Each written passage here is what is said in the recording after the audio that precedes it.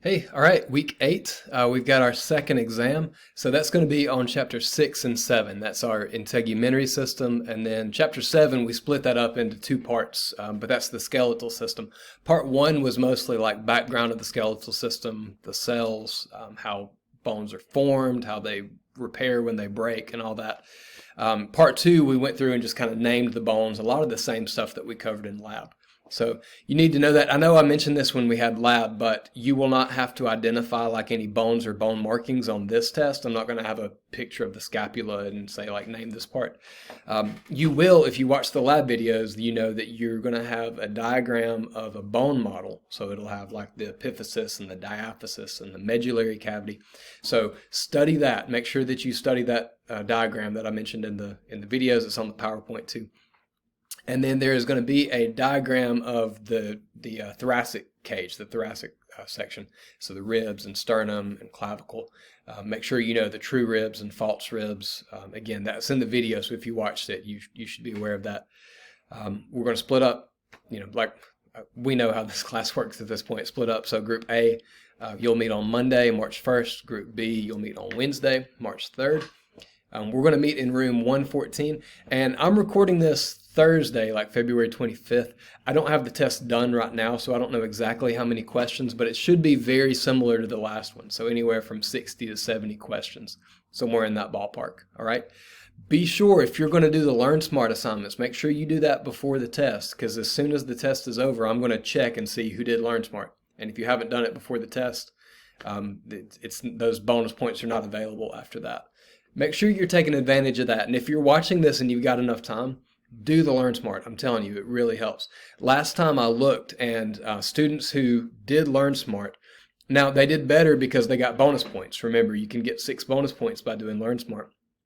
But even if I didn't count the bonus points, students who did Learn Smart, on average, their test was 10 points higher than the students that didn't do Learn Smart. And I think it's just because when you're doing those Learn Smart activities, you're studying. And obviously, if you study more, you're going to do better on the test. So take advantage of that. You're paying for it anyway with Connect, so make sure you use that. All right. All right. Now, after the exam, I'm going to have our lab room open. I'll have I'm not sure if I can keep it propped open or not because we don't want other people coming in there, but the door will be open. You'll be able to walk over to room 117 is our lab and walk in. I'm going to have the bone boxes out for you. The skulls will be out. And what I want you to do, it's optional, but I'm going to really recommend when you're done with the test, go in the lab and start studying the bones and the bone markings, because that exam is not next week, but it's the following week. Your bone test is coming up really soon. All right. We haven't completely finished covering the bones, depending on what group you're in. We've still got some leg bones and maybe some pelvis bones to go through.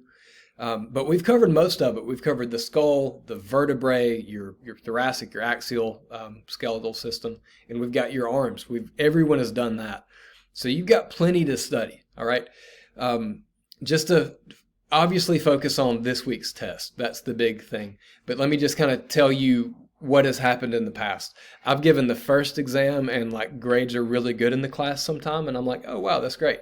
And then I give the second lecture exam and grades are still good. And I'm starting to wonder, maybe this class is too easy. Maybe I need to like bear down. What has happened sometimes in the past is when we take the bone test, a lot of those really high grades drop down. And it's just because it's different. Having a multiple choice test with a Scantron where you bubble in the right answer, that's very different than having to know the names and write them out on your own without a word bank.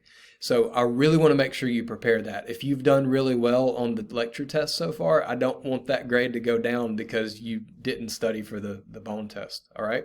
If you need to improve your grade, if the lecture grades haven't been where you want them to be, this is a really good chance to score a good grade on the lab test too. So please don't want it to sound like I'm stressing too much, but I want you to prepare for this bone test. I want you to feel really comfortable with it so that when you take it, you're just going to go through and name all those because we've been studying for a month. All right. So that's it this week. You don't have any extra lecture videos or anything like that to watch, no Connect assignments. I just really want you to focus on the lecture test number 1. As soon as that's over, I want you to start focusing on the bones and the bone markings, all right? And we'll have time to do that after the test. As soon as the whole class is done, I'll go in the lab room with you, and I'll be glad to answer any questions or go over any of the bones if you want me to do that, all right? That's it for this week. Next week, we will have our last lab before the bone test. So we'll finish up everything that we haven't covered yet on the list. That should not take too long. And then the big thing we're going to have next week is just open lab, where you're going to be sitting there and studying it and learn these so you can knock it out when you take the test later. All right. If you need anything, let me know, and I'll be glad to help. Thank you.